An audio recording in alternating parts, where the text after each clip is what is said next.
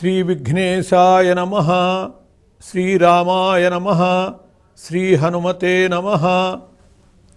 భక్తి ప్రేక్షకులకు సుప్రభాతం. మనం కార్యసిద్ధిలో లక్ష్మీ కటాక్షాన్ని గురించి చెప్పుకుంటున్నాం. లక్ష్మీదేవి మన ఇంటికి రావాలి అని చెప్పి ప్రతి వాళ్ళు కోరుకుంటారు. ఆ లక్ష్మీదేవి యొక్క అనుగ్రహాన్ని పొందాలని చెప్పి ప్రతి వాళ్ళు కోరుకుంటారు. కాబట్టి ఎలా ఆమె యొక్క అనుగ్రహం చేకూరుతుంది అనే విషయంలో గోమాతకి ముఖభాగంలో జ్యేష్ఠ ఉంటుంది, పృష్ఠభాగంలో లక్ష్మి ఉంటుంది. కాబట్టి ఎప్పుడు కూడా నిద్ర లేవగానే గోమాత యొక్క పృష్ఠభాగాన్ని చూడాలి.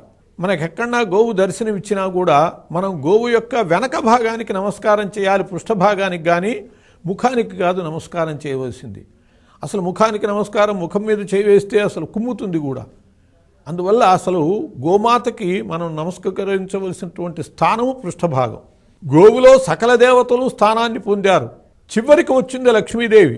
నాకు చోటు చూపించవలసింది అని అంటే చివరికి ఆ పృష్ఠభాగంలో గోమయంలో గోవు లక్ష్మీదేవికి అవకాశం ఉన్నదన్నది, అక్కడే లక్ష్మీదేవి ఉన్నది. కాబట్టి మనము గోవు యొక్క పృష్ఠభాగానికి నమస్కారం చేయాలి. గోపూజ చేసేటప్పుడు కూడా గోవు యొక్క పృష్ఠభాగానికి తోక దగ్గర పూజ చేయాలి, కానీ ముఖం దగ్గర పూజ చేయకూడదు. అలాగే గోమయం లక్ష్మీ స్వరూపం కాబట్టి ఆ గోమయంతో ఇల్లంతా కూడా పరిశుద్ధి చేసుకుంటే లక్ష్మి ఆ ఇంట్లో ఉన్నట్టే.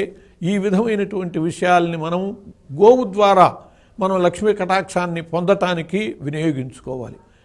అలాగే మనం ఎప్పుడు కూడా మంగళవారము, శుక్రవారము బూజు దులపటము, ఇల్లు ఊడ్చేసేయటము ఇట్లాంటివి చేయకూడదు. అమావాస్య నాడు కూడా.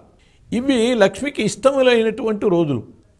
అష్టమి, నవమి, అమావాస్య, మంగళవారము, శుక్రవారము ఇటువంటి రోజుల్లో కనుక మనం దుమ్ము దులిపేటట్లయితే లక్ష్మీదేవి కూడా నిలబడదు. అటువంటి రోజుల్లో అది చేయకూడదు. అంతేకాదు మనము అద్దె ఇళ్లలో ఉండేటప్పుడు కూడా సహజంగా శుక్రవారం, మంగళవారం ఖాళీ చేయనివ్వరు. ఒకవేళ ఖాళీ చేసినా మీరు చిమ్మను మాత్రం చిమ్మకండి, అలా వదిలేసి ఇల్లు వెళ్ళండి అని అంటారు. ఎందువల్లంటే ఊడ్చేసుకుని వెళితే లక్ష్మీదేవి అక్కడి నుంచి వెళ్ళిపోతుంది అని చెప్పి అందరికీ తెలిసినటువంటి విషయం. కాబట్టి ఎప్పుడు కూడా దుమ్ము దులిపేసేయటము, బూజులు దులిపేసేయటం ఇవి మంగళవారం, శుక్రవారం, అమావాస్య ఇటువంటి రోజుల్లో చేయకూడదు అని చెప్పి పరమశివుడు కుబేరుణ్ణి అనుగ్రహించటం కోసమని బూదినే తీసి ఆయన ముఖాన పెట్టాడు. దానివల్ల ఆయనకు సంపదలు చేకూరాయి. అందువల్ల బూది లేకపోతే ఆ దుమ్ము అనేటటువంటి దానికి కూడా అంత ప్రాధాన్యం ఉన్నది అని చెప్పి చెప్పబడ్డది. కాబట్టి లక్ష్మి ప్రవేశించే రోజుల్లో వాటిని మనం ఇంటి నుంచి తరిమేసేయకూడదు అని చెప్పి జాగ్రత్తలు వహించాలి. లక్ష్మీదేవికి అనుకూలమైనటువంటి రోజుల్లో, ఆమె ప్రవేశించే రోజుల్లో కాకుండా మిగతా రోజుల్లోనే అటువంటి పనులు చేయవలసినటువంటి అవసరం ఉన్నది. నారదుడు ఒకప్పుడు విష్ణుమూర్తి దగ్గరికి వస్తే విష్ణుమూర్తి నారదునికి కొన్ని రహస్యాలు చెప్పాడు. ఆ రహస్యాల్లో లక్ష్మి అనుగ్రహించేటటువంటి రహస్యాలు, లక్ష్మికి ప్రతికూలమైనటువంటి విషయాలు అవి కూడా నారదునికి చెప్పాడు విష్ణుమూర్తి.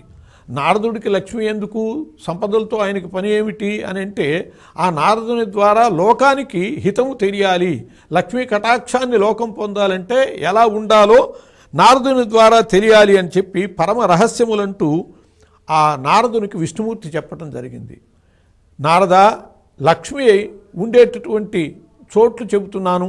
ఆమె ఎక్కడెక్కడ ఉండదు అంటే సూర్యాస్తమయ సమయంలో, సూర్యోదయ సమయంలో ఎవరైనా భోజనం చేస్తూ ఉంటే అటువంటి వాళ్ళ ఇళ్లలో లక్ష్మి ఉండదు అని చెప్పాడు విష్ణుమూర్తి. కాబట్టి సూర్యోదయ సమయంలో, సూర్యాస్తమయ సమయంలో కూడా భోజనం చేయటం అనేటటువంటిది చాలా దోషగ్రస్తమైనటువంటి విషయం. అలాగే కాళ్ళు కడుక్కుని తడి కాళ్లతో నిద్రపోయేటటువంటి వాళ్ళ ఇంట కూడా ఉండదు. ఇది ఆరోగ్య విషయం కూడా. అలా నిద్రపోయే ముందు తప్పకుండా కాళ్ళు తుడుచుకునే నిద్రపోవాలి. అట్లాగే వస్త్రం లేకుండా శయనించే వాళ్ళ ఇంట్లో కూడా ఉండను అన్నది. కాబట్టి కొందరు కట్టుకున్నటువంటిదే పైన కప్పుకుని శయనించేటటువంటి పరిస్థితి ఉంటుంది. అది దరిద్రాన్ని కొని తెచ్చుకోవటమే అని చెప్పి తెలుసుకోవాలి. అట్లాగే తల నూనె, తనకి రాసుకున్న నూనె ఇంకోళ్ళకి అంటించటం అనేటటువంటిది కూడా అది లక్ష్మి ఉండటానికి అనుకూలం కానటువంటి పరిస్థితి. క్షమ, ఓర్పు, శాంతి గుణాలు కలిగినటువంటిది కాబట్టి, వాటిని అంగీకరించేటటువంటిది కాబట్టి లక్ష్మి. అటువంటి లక్షణాలతో మనం ఉండి ఆ లక్ష్మీదేవికి మనం స్వాగతం చెప్పుకోవాలి అని చెప్పి పెద్దల భావం. స్వస్తి.